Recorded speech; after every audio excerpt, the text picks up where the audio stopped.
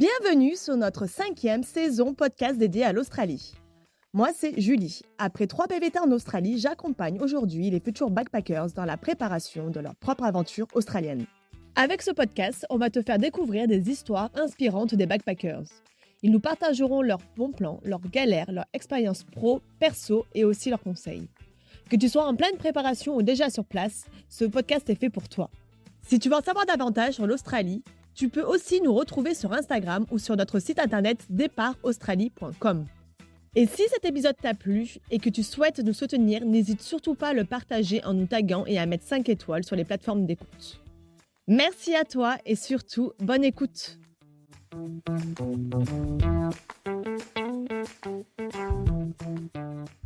Aujourd'hui, je reçois Flore qui s'est lancée dans l'aventure de la restauration sans aucune expérience au départ.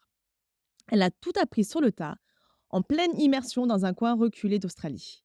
Une vraie sortie de zone de confort qu'elle va nous raconter. Coucou Flore. Coucou. Comment vas-tu? Très bien, merci. Et toi? Ça va, merci. Pour commencer cette interview, est-ce que tu pourrais te présenter en quelques mots, s'il te plaît? Oui, alors je m'appelle Flore, j'ai 27 ans, ça va faire 14 mois que je suis en Australie. Et du coup, j'ai pu tester pas mal de métiers pendant ces 14 mois déjà. Tu as fait quoi comme boulot jusqu'à présent? J'ai essayé la ferme, Ouais. la ferme de raisin. Ouais. J'ai fait de la housekeeping, j'ai fait un peu de construction. Et ma grosse expérience a été mes 6 mois en tant que chef dans un restaurant. Donc, nous, on va plutôt rester sur le sujet de la restauration, donc de chef. Tu as bossé en cuisine, mais tu n'avais pas d'expérience. Non, pas du tout d'expérience. J'avais déjà un peu, mes parents sont traiteurs, donc j'avais déjà un peu travaillé avec eux en cuisine, mais c'est plus sur des formules canapés, et cetera, petits fours, donc rien à voir avec vraiment un grand repas à l'assiette. Comment t'es venue l'idée de travailler en restauration? C'est un peu tombé par hasard, on va dire. Je cherchais juste un travail. J'ai un ami qui m'a parlé de cette annonce pour lequel il avait candidaté et au final, il n'avait pas pu donner suite. Donc, il m'a mis en relation avec le chef et j'ai eu un entretien dans la foulée avec lui, un entretien d'1 heure où il m'a présenté le travail, l'endroit, parce que c'est un peu au milieu de nulle part. Il m'a parlé de quelles seraient mes journées types, etc. Il a bien insisté sur le fait qu'il y avait vraiment rien autour et est-ce que j'étais sûre de vouloir me retrouver dans un coin paumé. Et sinon, il m'a tellement bien vendu le cadre et j'avais vraiment envie de voir par moi-même et de, pourquoi pas, apprendre plein de nouvelles choses en cuisine. Moi, je vais être très contente après avec toutes ces nouvelles recettes. J'étais super contente d'un coup, donc j'ai eu le poste dans la foulée. Niveau anglais, comment tu te sentais? Parce que là, tu as quand même un entretien par téléphone, donc c'est bien plus compliqué que du face-à-face. Comment tu t'es sentie? Je pense que c'était assez simple, mais surtout parce que c'est pas un Australien. Du coup, son accent, c'est un Sud-Africain. Le chef, du coup, son accent était un peu moins prononcé. Ça faisait plus un accent de quelqu'un qui est anglais. Donc déjà, ça m'a beaucoup aidé parce que je pense qu'un entretien au téléphone d'1 heure avec quelqu'un qui a un accent super prononcé, ça va être une catastrophe. Mais j'ai fait très simple et puis il avait plus de choses à raconter que moi, donc je me suis pas sentie en difficulté pour autant. Tu étais dans quelle ville à ce moment-là? J'étais du coup à Adélaïde. Je venais d'arriver à Adélaïde pour finir mes 88 jours. Et donc, tu es partie en direction de... Bird Bay. Qui est plus au sud de... Bah non, Adélaïde, c'est très au sud déjà. Plus à l'est, à l'ouest de... C'est entre Perth et Adélaïde, sur la Eyre Peninsula, entre Ceduna et Port Lincoln. Et c'est un endroit qui fait partie des postcodes qui sont éligibles pour avoir les 88 jours. Exactement. Parce que c'est un endroit très reculé du South Australia. Exactement. Très, très reculé. J'allais faire mes courses à 45 minutes de là où j'habitais, donc c'était pas à côté. Oui. Tu étais véhiculée? J'y allais avec mes collègues, donc ça, c'était cool. Ouais. Bah, let's go par là-bas. Je fais 10 heures de car, déjà. Okay. Très important de souligner. 10 heures de car pour passer ma première nuit chez mon collègue que je n'avais jamais vu, jamais rencontré, même pas une photo. Donc déjà, je me suis dit, j'espère que je tombe pas dans un traquenard. Donc je le rencontre, lui et sa femme, et donc je passe la nuit chez eux et le lendemain, ils m'emmènent sur site, du coup. On n'avait pas encore vraiment ouvert au public, il y avait encore pas mal de travaux, etc. Donc ce qui m'a permis de faire une entrée en en matière très calme, très douce, parce qu'avec mes collègues, j'ai fait de la cuisine, mais on a aussi géré un peu tout ce qui était le nettoyage des maisons, répartition du linge. Enfin, c'était un peu un souffle nouveau sur cette affaire. Du coup, il y a plein de choses qu'on a fait par nous-mêmes. On a fait du jardinage, etc. Enfin, on a vraiment fait plein de tâches annexes que la cuisine. J'ai Ouais. passé, bien sûr, mes entraînements en cuisine dans la foulée également pour qu'on soit prêt au mois de septembre. Je suis arrivée mi-août, donc ouais, pour le mois de septembre. Donc les journées, elles se ressemblaient pas tellement au départ. C'est uniquement quand vraiment on a rouvert au mois de septembre où là, je faisais tout le temps la même chose en cuisine uniquement. Parce que là, le lieu où tu bossais, c'était un endroit où il y avait, une activité phare, en fait? La compagnie pour laquelle j'ai travaillé a plusieurs complexes déjà en Australie, avec à chaque fois des activités différentes. Mmh. Et celle où moi j'étais rattachée, l'activité première, principale de la boîte, c'était de nager avec les lions de mer et les dauphins. Et à côté de ça, on avait également 2 lodges qu'on pouvait louer soit par Airbnb, un peu en mode all inclusive avec la fourniture du petit déjeuner, du déjeuner, du dîner et avec des activités annexes comme faire du vélo dans le bush ou du kayak, enfin des activités comme ça. Où est-ce que tu as eu l'occasion de tester toutes ces activités? Of course. Bien sûr, j'ai dû aller nager avec les lions de mer et les dauphins une 6-7 fois. Oh. Incroyable. Ah C'était ouais? la première fois de ma vie que je nageais avec les lions de mer. J'ai trouvé ça ouf et c'est vraiment dans leur habitat naturel. J'étais pas à un zoo aquatique ou quoi, donc franchement incroyable. Ouais. Toutes mes sorties en mer, elles ont toujours été différentes les unes des autres. Enfin, c'est vraiment pas quelque chose d'orchestré ou quoi, c'est vraiment toujours différent. Donc la sensation elle est toujours incroyable. Les dauphins, pareil, j'avais déjà nagé avec les dauphins quand j'étais plus jeune, mais c'était dans un zoo oui, un zoo aquatique, donc rien à voir Ouais, avec. des espaces Enfin, des naturels. fois, on avait, par exemple, 3 dauphins et puis d'autres, on en avait une quinzaine, donc c'était vraiment ouf. Donc non, incroyable et puis on a vu aussi beaucoup d'espèces différentes de poissons, donc franchement incroyable, Ouais, ça doit être vraiment magnifique et vraiment magique comme, expérience. vraiment. Ouais. J'ai adoré et je pense même qu'avant que je reparte définitivement en France, j'y referai un saut, d'une part pour voir mes collègues, bien sûr, mais pour dire au revoir à mes copains, à mes Mmh. nouveaux copains de l'océan. Ils étaient toujours au même endroit? C'était quoi, sur une petite Oui, île? ils ont une petite île donc qui est préservée. Ouais. Ils sont beaucoup sur cette île. Donc, quand ils nous voyaient arriver, ils venaient jouer dans l'eau Ah. ou ils restaient tranquilles de leur côté. Et après, tu allais un peu plus loin parce que du coup, les lions de mer, il y a pas beaucoup de profondeur, c'est vraiment très très clair. Voilà, c'est pas du tout profond, on peut marcher et cetera Ouais. et ensuite on reprenait le bateau pour aller un peu plus loin, là, plutôt vers les vagues et cetera, hem et donc là, c'était vraiment très profond, très sombre selon la météo, la visibilité, elle était pas souvent très claire, Mmh. mais donc là, on avait les dauphins de ce côté-là. Waouh. J'ai pas Parce les que mots, j'étais ça doit dans être trop une baie, bien. du coup, au début, il y a pas beaucoup de vagues et puis après, ça arrive vite. Mais c'est pas trop, terrifiant de nager avec des dauphins? Enfin et même avec, des lions de mer? Parce que Non, c'est quand même franchement, ils étaient imposant. très, je vais dire amicaux quoi, enfin, Ouais. non, on les dérangeait pas, ils nous dérangeaient pas. On avait des règles très strictes par rapport, aux lions de mer, par exemple, fallait absolument pas les toucher Oui. parce que, bah, on n'est pas dans un zoo. Je pense qu'ils ont l'habitude maintenant de voir du monde, du coup, ils sont très, pas dociles, mais ils viennent te voir, ils viennent te regarder, ils essayent de voir si tu vas un peu jouer avec eux. Donc non, super cool et puis bon, bah, maintenant, depuis le temps, ils ont tous, enfin surtout les dauphins, il y a mes collègues ont répertorié pas mal d'entre eux, de par leur marque sur le corps, et cetera. Il y a une relation, je pense quand même, qui s'est créée entre, mes collègues qui vont, elles, tous les jours, dans l'eau et ces animaux. OK, Donc génial. non, c'est super cool. Et Aucune j'ai crainte. Un peu la crainte des requins, en vrai, pour, la mmh, partie dauphin, oui. clairement. Du coup, je quittais pas trop de mes collègues, mais sinon, non, aucune crainte. Comment on joue avec des lions de mer? Généralement, il faut tourner sur soi ou nager en faisant des cercles. Ouais. Sinon, j'avais des collègues qui aussi plongeaient un peu et pas les longs de mer, ils tournaient autour d'elle. Enfin, moi, il y en a un, une fois, il m'a fait ma fête. Il tournait autour de moi, j'avais clairement le tournis, je ne savais pas où donner de la tête. Il allait trop vite, il était partout. Mais c'était super drôle et il y en a parfois aussi qui te sautent au-dessus de toi. Enfin, c'est trop mignon déjà. Et puis les moments comme ça, tu te dis, waouh, il y a vraiment un truc qui se connecte parce que bah, clairement, on n'est pas de la même espèce. C'est tellement improbable que c'est super sympa. Et puis ils viennent te voir proche du bateau quand t'arrives. Parce que je pense qu'effectivement, ils sont habitués et eux, ça leur fait plaisir, je suppose, d'avoir un peu de compagnie. C'est leur attraction de la journée, du coup. Bah, Ouais, mais clairement. ça, Et ça a puis, l'air, c'est drôle parce qu'il y a une fois, on faisait pas le tour parce que, bah, c'était un jour off et bah, je pense qu'on leur a un peu manqué parce qu'ils ont remonté la baie.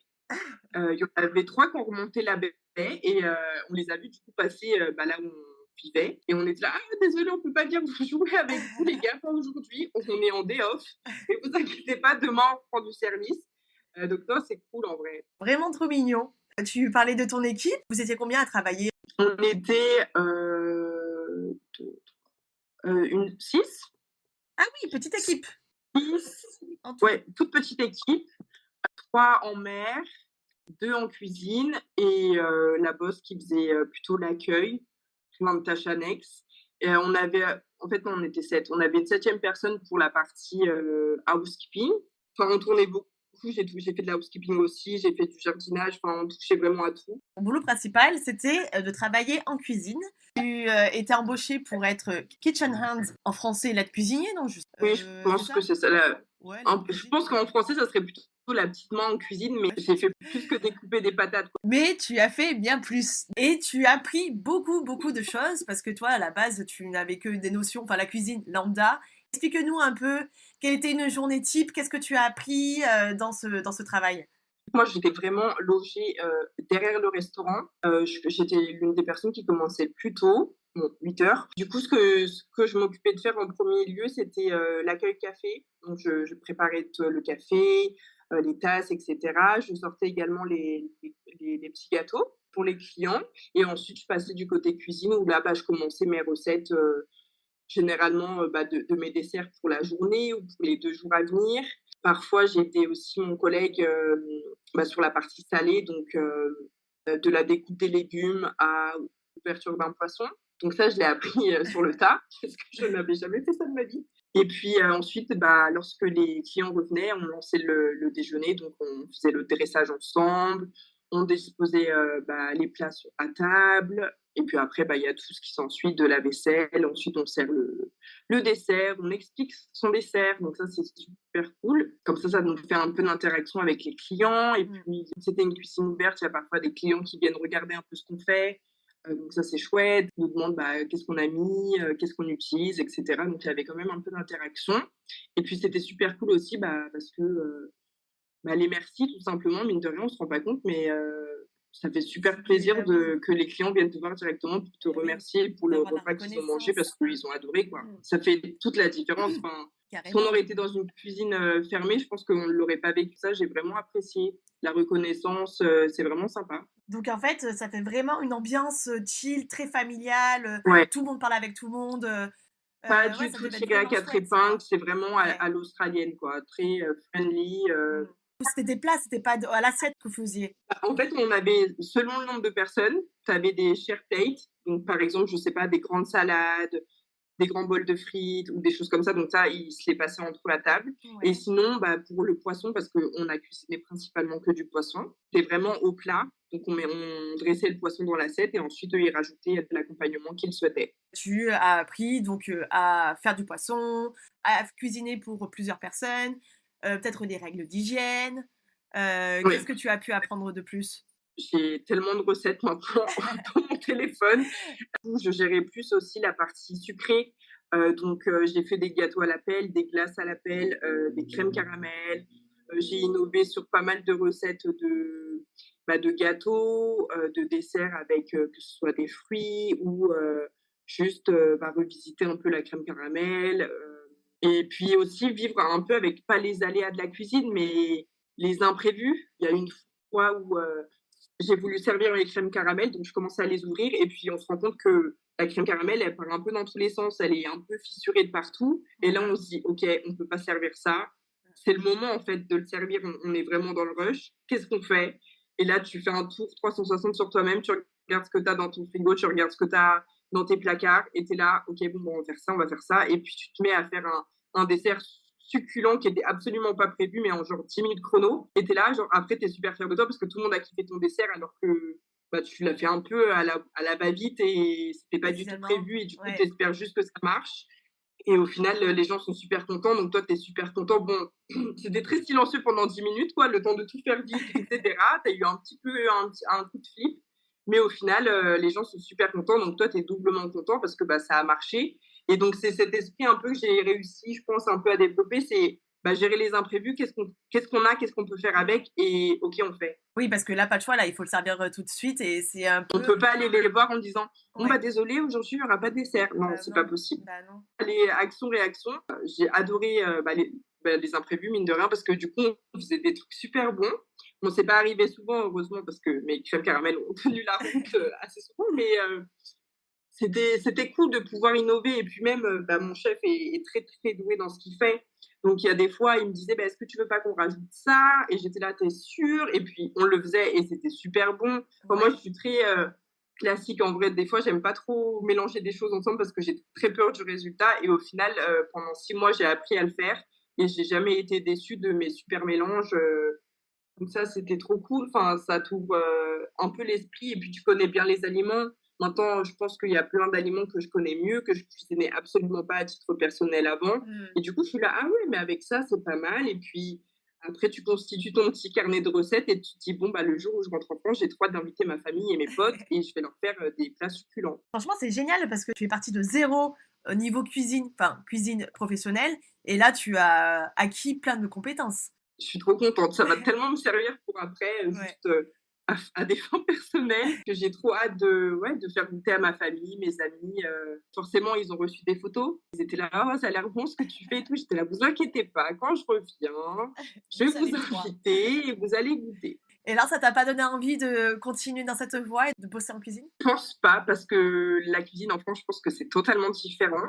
Mmh. Le monde de cuistot en France, je pense qu'il est complètement différent de ce que là j'ai vécu, mais aussi parce que j'étais forcément dans une toute petite cuisine, donc je pense que moins de rush, moins de stress, ou j'étais beaucoup plus polyvalente. Non, je pense pas. Je pense que je vais garder tout mon savoir à des fins personnelles plutôt que d'aller, Ouais, de te essayer lancer, de me ouais. faire une place dans les cuisines en France.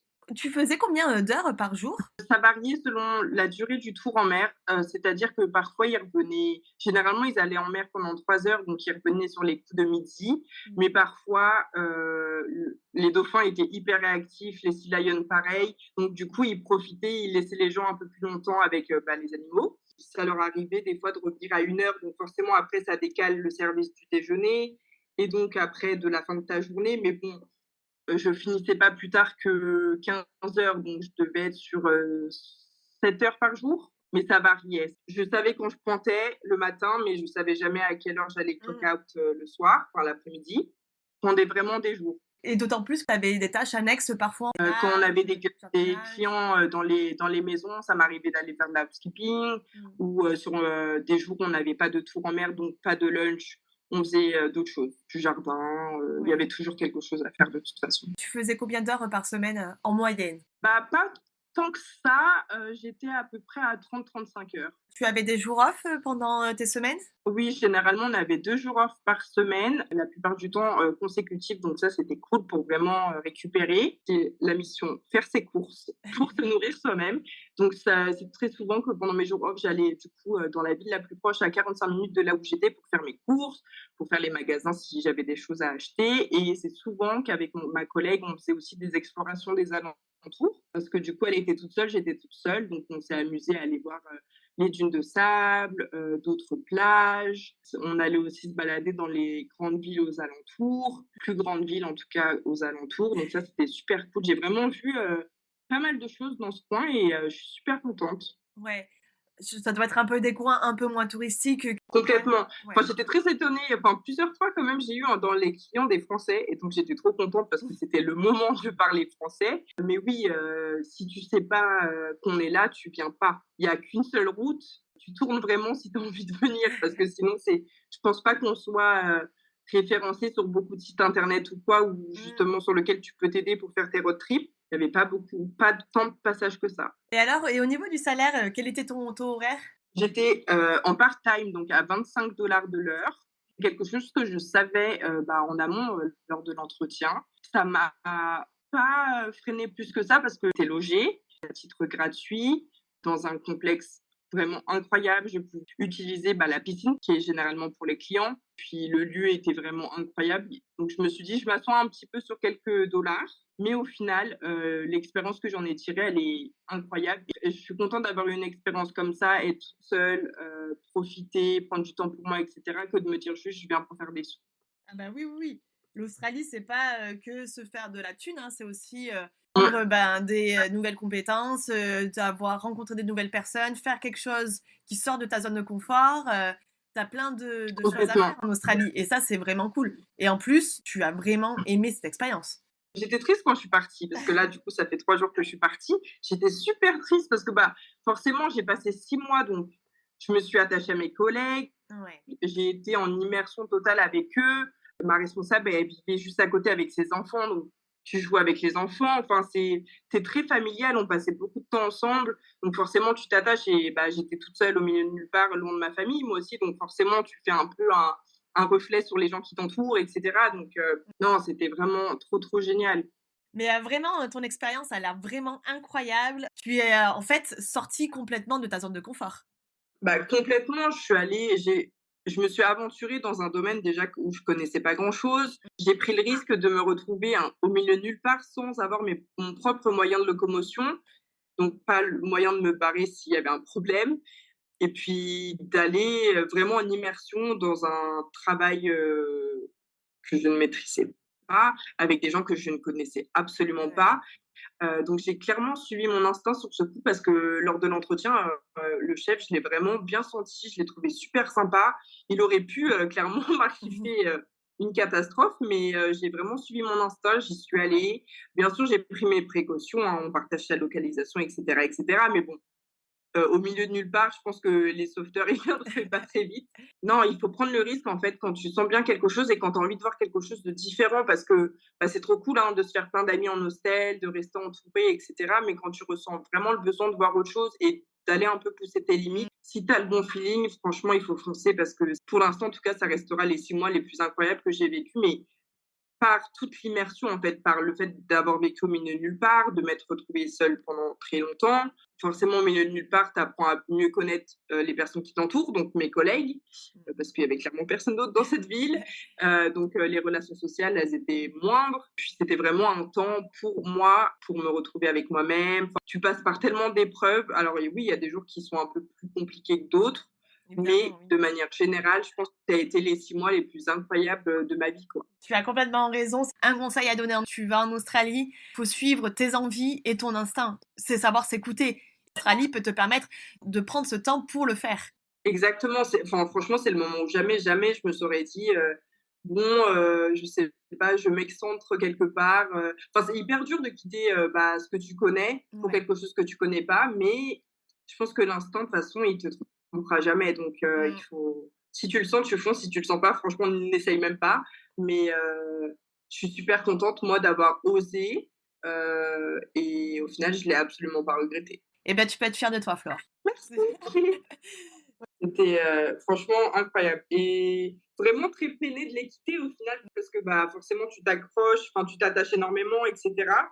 Mais bon, le retour à la civilisation fait énormément de bien aussi. Et place à de nouvelles aventures. Peut-être que tu vas vivre encore des trucs extraordinaires comme celle-ci. J'espère, je me L'avenir. le souhaite, je le Bah souhaite à oui. tout le monde d'ailleurs, mais Eh ben Flore, nous voilà à la fin de cette interview. Est-ce que tu peux nous raconter le meilleur souvenir de ton expérience en Australie, s'il te plaît? alors j'en ai plusieurs petits.